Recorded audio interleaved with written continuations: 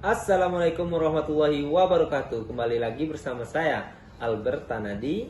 Pada video kali ini saya bersama Fadli Bauti akan menjawab pertanyaan-pertanyaan teman-teman semua pada video sebelumnya. Yaitu pertanyaan yang pertama, kedua, dan lain sebagainya. Mari kembali kita ke laptop.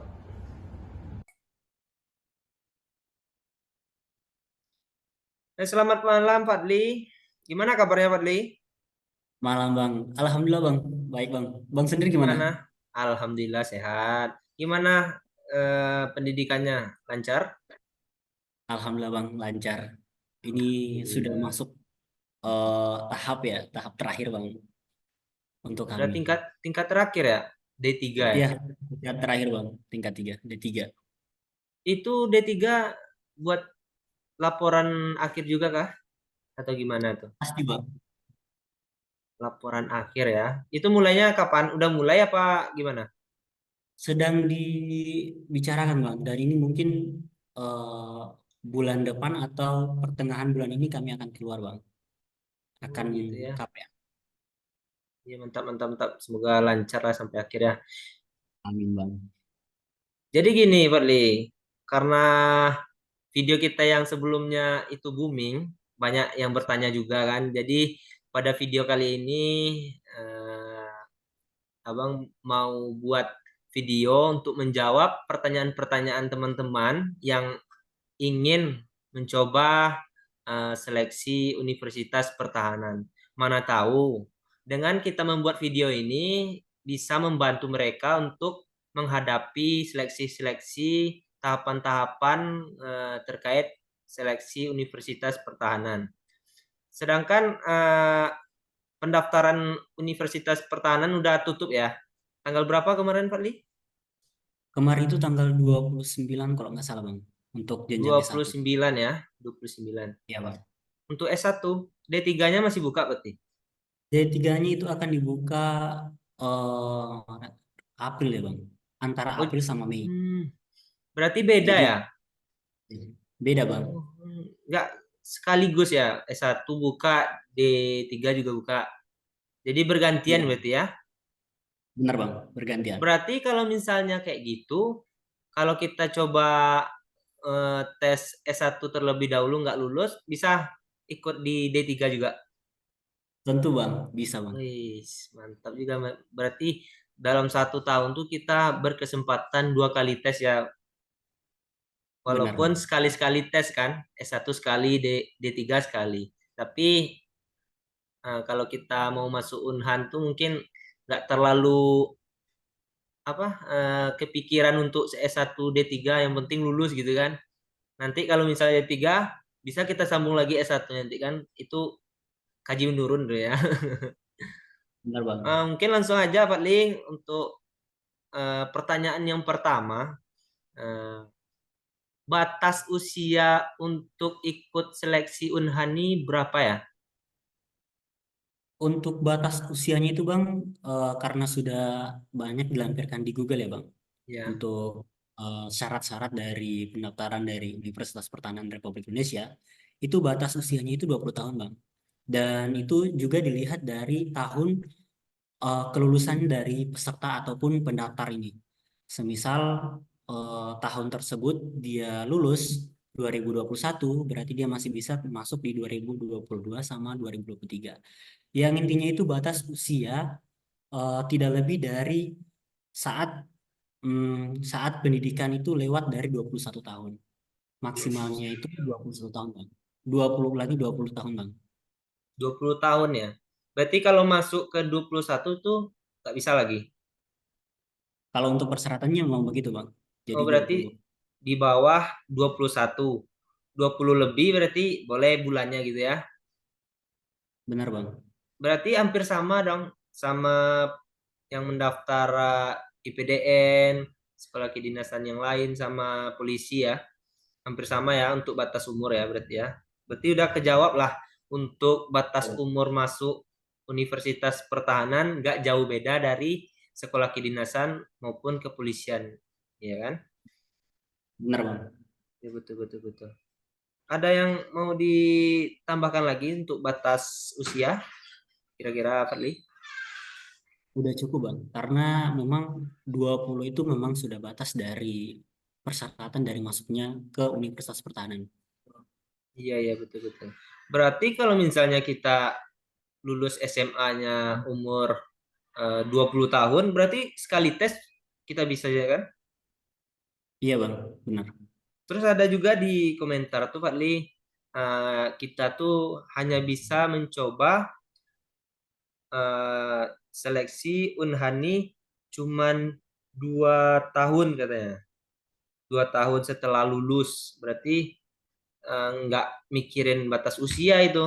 Terkadang kan orang lulus SMA ini nggak sama gitu kan, ada yang cepat masuk, ada yang juga tinggal kelas dulu SD kan, jadi nggak sama usia orang tamat SMA ini ya kan, berarti nggak bisa berpedoman sama itu gitu kan. Oke Bang, jadi nanti dengan penjelasan saya mungkin bisa salah satu apa namanya patokan untuk rekan-rekan semua, teman-teman semua yang ingin mendaftarkan diri ke Universitas Pertahanan Republik Indonesia. Memang pada dasarnya banyak orang yang tidak sesuai umur ketika mereka lulus dari SMA sekolah menengah atas itu. Jadi karena di sini sudah dilampirkan bahwa batas maksimal dari pendaftaran Unhan ini 20 tahun, maka itu merupakan barometer untuk rekan-rekan semua untuk mendaftar di universitas ini. Dan sudah ditegaskan juga dalam pendaftaran tersebut tidak bisa yang tinggal kelas, Iya iya iya betul betul betul. tinggal kelas. Berarti Jadi disebutkan juga ya, yang ya tinggal sudah kelas nggak disebut. bisa daftar berarti ya. Iya Bang. Itu waktu seleksi itu, seleksi administrasi itu harus melampirkan apa namanya, lapor dari SD sampai SMA berarti. Kalau misalnya melihat kita ini, dan juga bisa dilihat dari tahun tamatnya ya kan. Kita masuk Benar Bang. SD-nya tahun berapa, tamatnya tahun berapa, kelihatan juga di sana yang tinggal ya. Iya Iya Bang. betul betul betul betul. Jadi kejawab lah untuk batas usia nih ya, Fadli ya. Mungkin kita lanjut ke pertanyaan yang kedua, Fadli. Lulusan SMK atau SMA jurusan IPS apakah bisa mendaftar Universitas Pertahanan gitu pertanyaannya, Fadli? Oke Bang. Kalau untuk pribadi saya ya, karena saya berada di ruang lingkup D3 yang kapasitas dari D3 tersebut itu menampung beberapa program studi. Ada 7 program studi yang sudah saya jelaskan dari awal, itu menyangkut mata pelajaran yang memang berbaur dari ada sekolah SMK, SMA, tetapi tidak menerima untuk yang jurusan IPS. Nah, SMK yang dimaksud di sini yaitu karena di sini ada program studi permesinan kapal, di sini juga ada agribisnis perikanan yang sekarang sudah dialihkan nama menjadi budidaya ikan, juga ada pengolahan hasil laut perikanan, ada ada budidaya tanaman perkebunan, ada budidaya tanaman pertanaman ulangi, ada budidaya tanaman perkebunan, dan ada juga laker, ada juga perikanan tangkap, dan yang terakhir itu ada ternak. Jadi dari 7 program studi tersebut itu menyangkut juga tentang apa saja yang menjadi kapasitas ataupun menjadi salah satu pendukung yang lulusan dari SMK Bang. Karena ada juga SMK dari perikanan, ada juga SMK yang teknik-teknik. Nah, itu bisa masuk di jenjang kami. Dan untuk pertanyaan apakah IPS juga bisa masuk?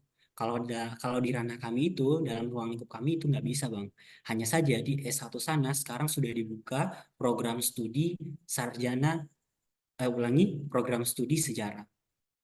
Sejarah, nah di sejarah itu diambil juga yang bisa lulusan dari IPS SMA. Karena itu adalah program baru, program studi yang baru, Bang. Iya iya iya iya. Berarti untuk masuk ke Unhan nih kita harus memilih jurusan terlebih dahulu ya kan?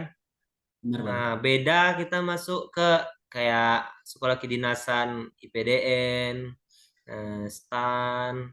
Stis mungkin lebih umum lah persyaratan gitu. Harus SMA, jurusan IPA IPS bahasa pun bisa gitu kan. Sedangkan masuk ke Unhan ini kita harus memilih jurusan sama kita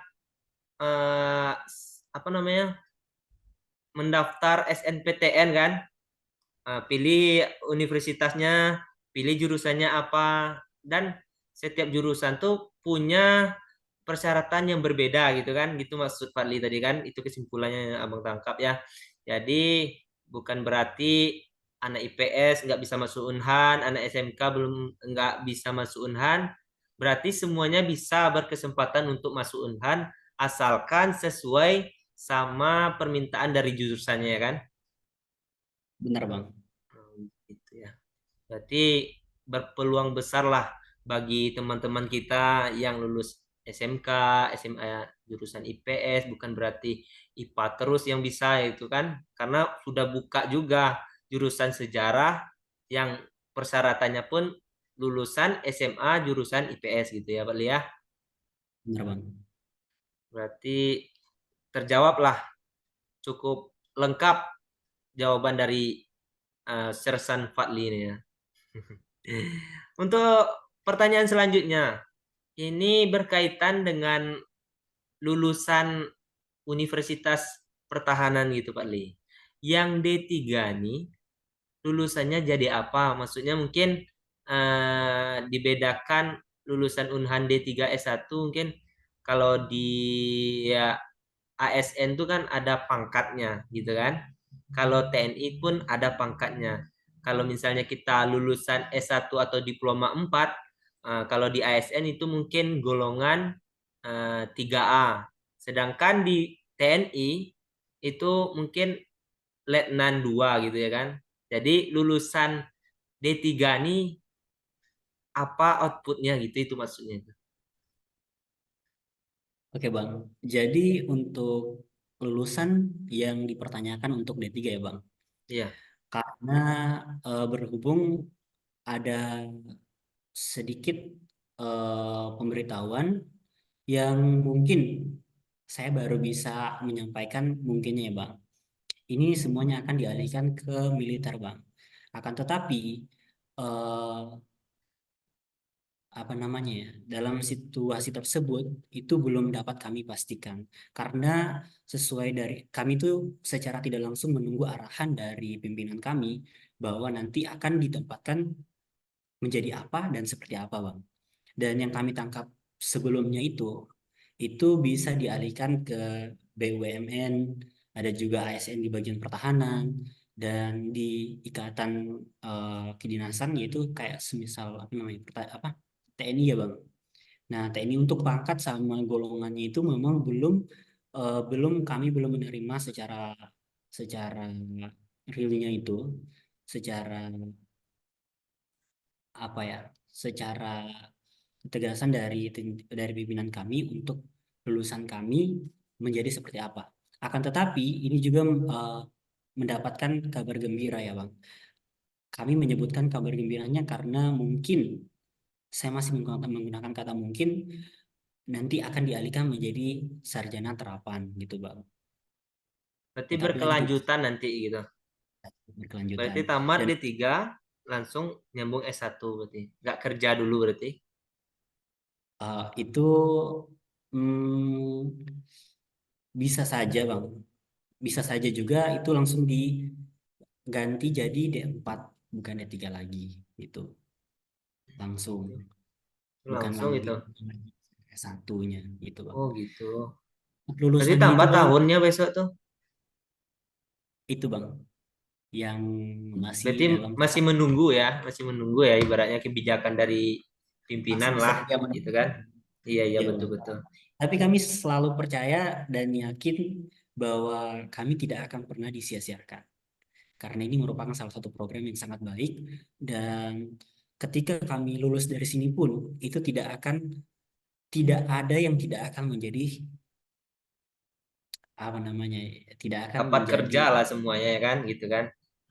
dampak gitu bang. Iya, iya Jadi tidak betul-betul. akan Betul, betul. sia-sia bang, kayak gitu. Iya, iya, iya.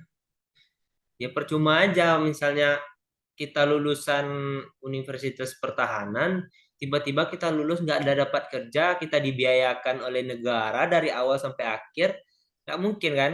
Kalau ibaratnya ini, Fadli, kita yang dibiayai sama negara untuk sekolah ini, makan dikasih, uang baju dikasih, semuanya dikasih lah, lengkap lah, tinggal sekolah aja kalau lagi gitu kan? Masa diterlantarkan itu mulai dari awal kita masuk ke sekolah kedinasan dan lain sebagainya lah. Kita tuh udah termasuk anak negara kalau menurut abang ya. Gak mungkin anaknya sendiri Aja. diterlantarkan, nah, betul kan? Jadi mungkin teman-teman semua masih bertanya terkait lulusan Unhan tuh jadi apa sih gitu kan? Itu tuh Benar. mungkin kalau menurut abang ya, abang lihat-lihat ya analisa abang, karena dari angkatan Fadli ini D3 angkatan pertama ya. Benar bang. Nah, dan tamatan tahun ini S1 angkatan pertama juga kan. Benar bang. Nah, jadi kalau menurut abang ya, kalau ibaratnya ini kan baru baru terbentuk nih, lulusan S1 baru lulus, dan itu tuh mungkin dari jauh-jauh hari sudah di apa namanya, udah direncanakan lah, udah di planning lah sama dari Kementerian Pertahanan, outputnya jadi apa. Nggak mungkin dibuat sekolah outputnya jadi apa, nggak mungkin ya kan. Sudah memakan biaya negara sebanyak mungkin, se sedemikian rupa lah gitu, biaya negara untuk mencerdaskan anak bangsa. Nggak mungkin itu tuh terjadi, diterlantarkan lah tiba-tiba nggak ada kerja, nggak mungkin itu ya. Jadi Benar bang. teman-teman semua yang masih ragu untuk daftar Unhan jadi apa, yang penting tidak tidak usah khawatir lah ya Pak Lia. Yang penting Benar bang. dijamin lah masa depannya gitu ya kan. Ah, Pasti. gitulah. Nah, ya. Mungkin Pasti bang. terjawab lah ya Pak Lia untuk lulusan, walaupun tidak pasti ya, tapi pastinya dapat kerja gitu kan. Benar. Betul betul. Nah, mungkin kita lanjut lagi Pak Li untuk mempersingkat waktu ya. Bisa bang. Masih banyak pertanyaan dari teman-teman kita nih. Nah, pertanyaan selanjutnya, masih terjadikah bullying senioritas di kampus? Nah, itu pertanyaan Pak Li. Masih adakah pembulian gitu kan antara senior ke junior? Nah, gimana Baik. pengalaman Pak Li Hmm. udah hampir 3 tahun ya Pak Li ya? Nah, gimana pengalaman sekarang nih udah jadi senior lah. Kak Fadli udah senior duluan lah gitu. Jadi patutlah Abang bertanya sesuai pertanyaan dari teman-teman di komentar ke seniornya langsung gitu ya. Silakan Uli. Oke bang.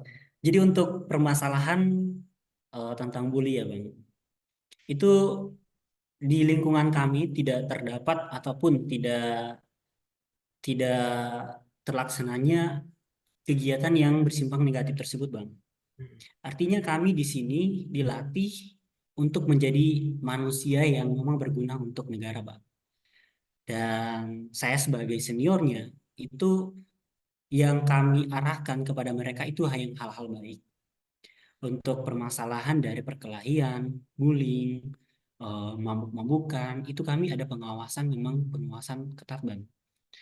Artinya itu kan ini kan sudah jadi anak negara ya Bang. Iya, Anak iya, iya, negara iya. tidak sembarang Mm-mm. ataupun tidak diinginkan terjadi hal-hal yang sepele gitu Bang.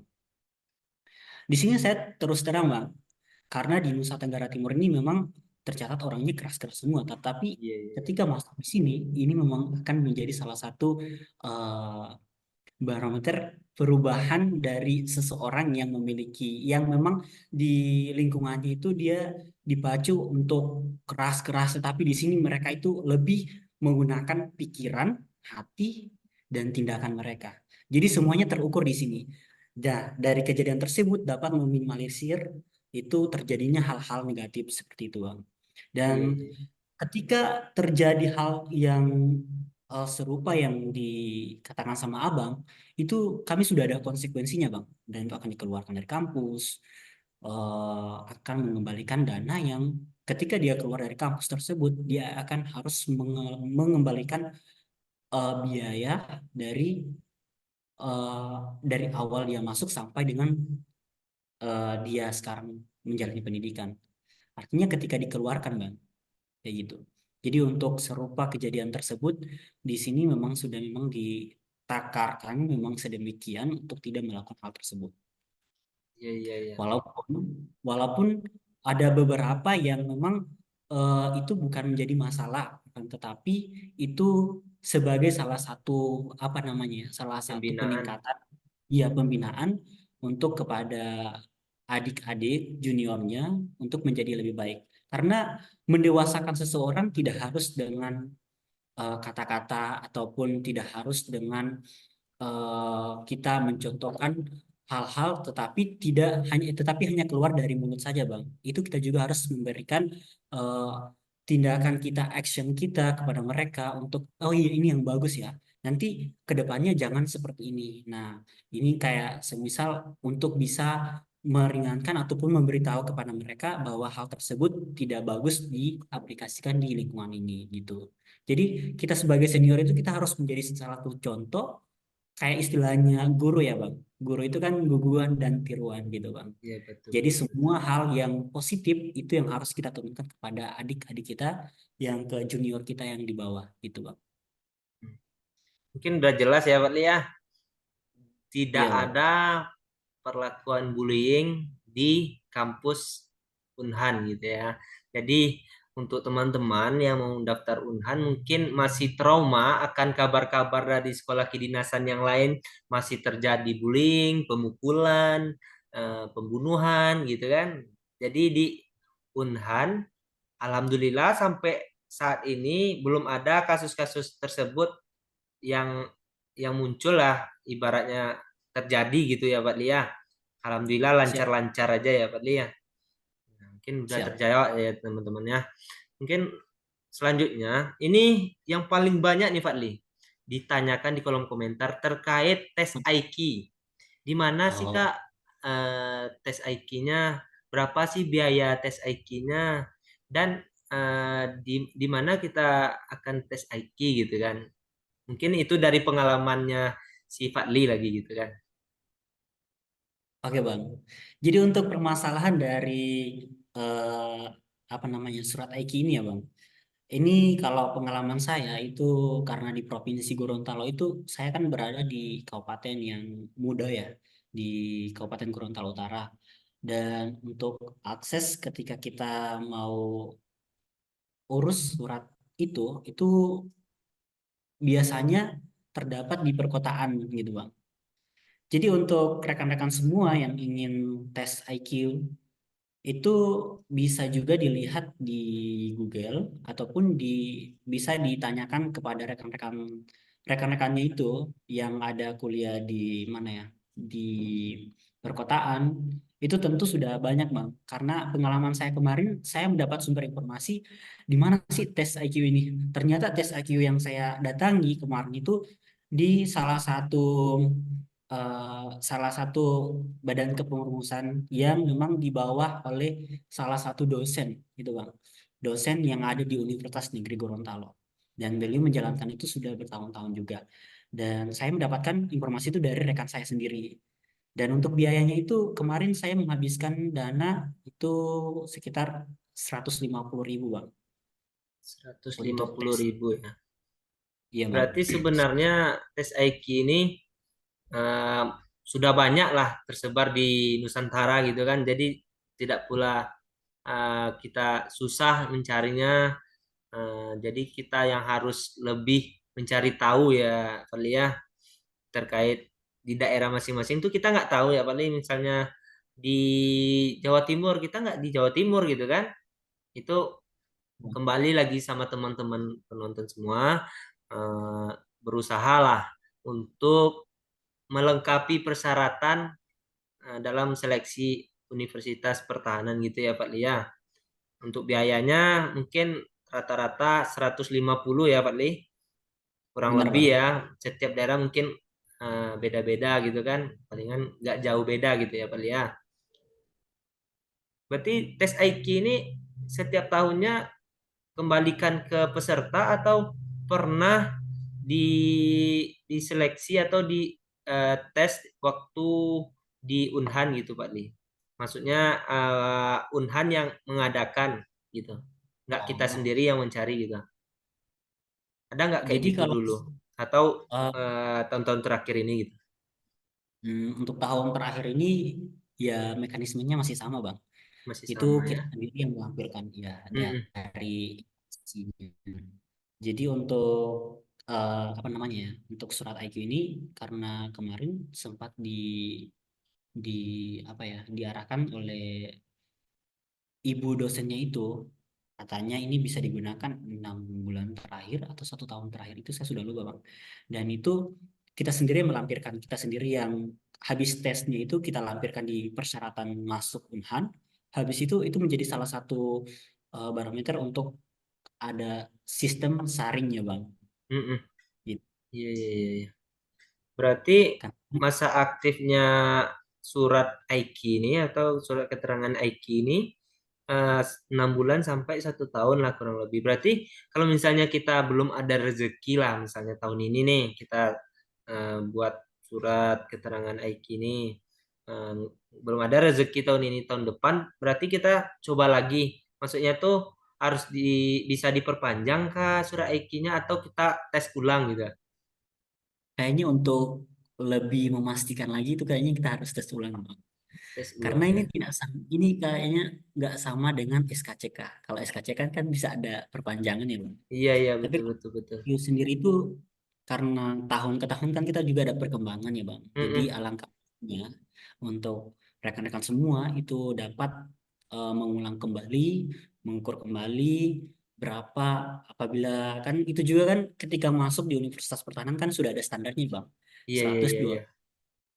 Jadi itu juga hal penting ya Bang, hal penting untuk kita apa namanya, kita pedomani untuk mendaftar kembali Bang, supaya Iya, tidak iya, terjadi iya. kesalahan sebelumnya kayak gitu. Berarti cukup ya. Mungkin kita bisa lanjut ke pertanyaan selanjutnya ya, Fadli. Siap Bang. Terus untuk nilai minimum ijazah ini berapa sih untuk daftar Unhan dan mata minus apakah bisa masuk Unhan gitu? Kita gabungin aja ya pertanyaannya Fadli ya, biar singkat Ya, Bang. gitu. Itu rata-ratanya itu 80 Bang, nilai Delapan rata-ratanya. puluh ya ijazah. Ijazah atau nilai rapor itu? Dia nilai nilai raportnya juga sama, kan itu kan ada yang diambil itu IP, ada apa? Yang diambil itu kan IPA ya Bang. Iya, iya, Ada iya. uji fisika, kimia itu rata-rata Mm-mm. 80. Tapi untuk rata-rata ijazah juga mungkin 50 ya, Bang. 80 lagi. 80 ya. Iya, iya, betul, betul, betul. Tapi mungkin tapi yang di bagian prodi yang kedokteran itu lebih, Bang, gitu. Karena ini Hmm, memang gitu, Bang. iya, iya, iya. Khusus kedokteran lebih tinggi dari jurusan yang lainnya. Benar. Itu yang terlihat.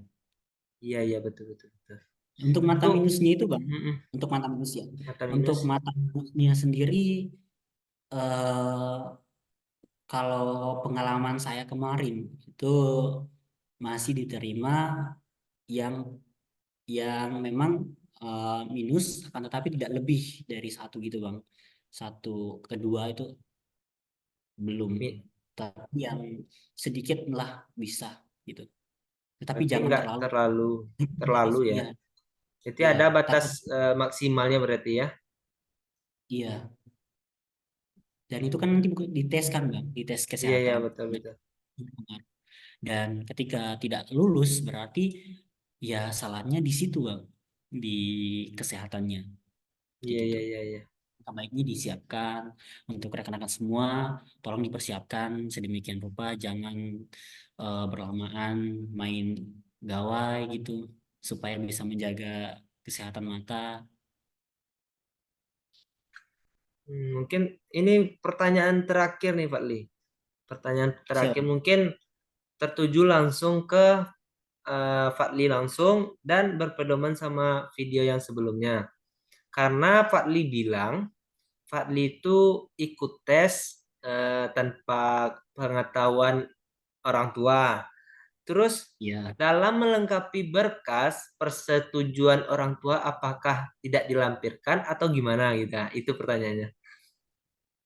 oke Bang. Jadi Mm-mm. gini, karena berhubung kan saya situ kan daftarnya 2 tahun ya Bang. Iya, iya, iya. Nah, 2 tahun tersebut, di tahun pertama itu saya sudah minta izin sama orang tua. Mm-mm. Nah, tetapi belum rezeki. Iya, iya, Di iya. tahun kedua, saya tidak memberitahu. Akan tetapi, saya sudah di situ kemarin sudah melampirkannya, surat perizinan. Nah, surat perizinan itu kemarin, seingat saya kemarin, yaitu yang dilampirkan berdasarkan surat persetujuan dari orang tua. Karena kami dari tahun sebelumnya itu kan sudah berbicara langsung dengan mama, papa, bahwa saya pengen masuk di sini. Nah, besoknya karena mungkin banyak apa namanya banyak kegiatan ya Bang, kegiatan karena tidak lulus di sini, sini, sini, sini. Jadi kan untuk bertanya sama orang tua itu apalagi yang udah akan diurus ini. Jadi saya sudah pendam sendiri, oh ya daripada untuk merepotkan orang tua, mending saya usahakan sendiri. Untuk hasilnya mungkin saya bisa sampaikan secara empat mata dengan orang tua bahwa saya sudah lulus di sini. Saya harus berangkat dan kemarin saya sudah melampirkan surat persetujuan ini atas dasar saya, gitu Bang. Dan secara tidak langsung orang tua, wah kok bisa gini? Kok bisa dengan bangganya mama saya itu kemarin bilang kok bisa artinya dia sudah tidak bisa berkata-kata karena ini kan kemarin sedang diusahakan tetapi belum Mm. belum belum saja eh, lulus dan di tahun ini tanpa dia ketahui secara saya ikut seleksi itu dia ikut bangga dan sedih juga karena memang harus ya harus bang harus keluar dari daerah saya untuk bisa melanjutkan tes selanjutnya gitu.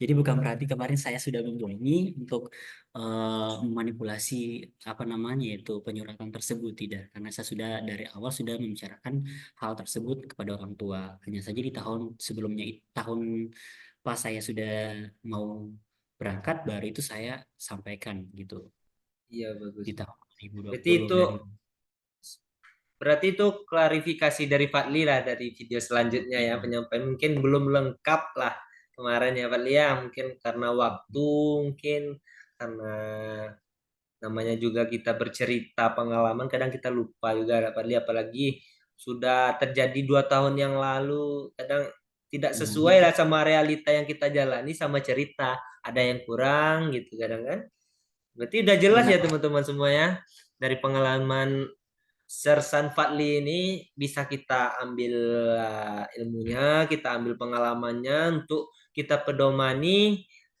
dalam tes-tes yang akan teman-teman hadapi nantinya. Semoga bermanfaat ya Fadli ya. Sangat membantu dari Sersan Fadli ini sangat-sangat mantap lah. Nah, bisa sharing sama teman-teman yang berminat masuk ke Unhan. Semoga teman-teman bisa menjadi seperti Sersan Fadli yang gagah tampan berani ini, bisa Masya Allah. mengikuti jejak mengikuti jejak Bang Fadli ini ya. Mungkin terakhir nih Fadli, paling terakhir nih pesan-pesan motivasi buat teman-teman semuanya nih. Baik Bang, pesan ya untuk mereka, untuk adik-adik semua yang ingin mendaftarkan diri ke Universitas Pertanian Republik Indonesia, maksimalkan, usahakan yang terbaik, paling terbaik dari versi kalian. Karena segala sesuatu, segala hal yang kita laksanakan secara riang, secara apa ya, secara gembira, secara ikhlas, tulus, itu pasti ada hasil yang baik. Dan ada dua hal yang memang sering diselimuti orang yang ketika berproses, Bang. Ada dua hal. Yang pertama yaitu sakit karena telah mencoba tapi gagal. Yang kedua yaitu sakit karena tidak mencoba, gitu, Bang. Dan dari kedua hal tersebut yaitu teman-teman bisa bisa mencerna secara langsung bahwa mau pilih yang mana gitu. Mau bergerak, tetapi nantinya kita ada pedoman juga, ada pengalaman, atau milih yang tidak mau bergerak sama sekali, tetapi sudah melihat keberhasilan orang lain lebih baik dari kita. Nah, mau pilih yang mana gitu, Bang. Oke, terima Seperti itu. kasih banyak ya Pak Lia atas semuanya. Sama. Semoga bermanfaat lah semuanya ya. Terima kasih ya Pak Li. Eh, Sekian terima kasih. Assalamualaikum warahmatullahi wabarakatuh. Waalaikumsalam warahmatullahi wabarakatuh.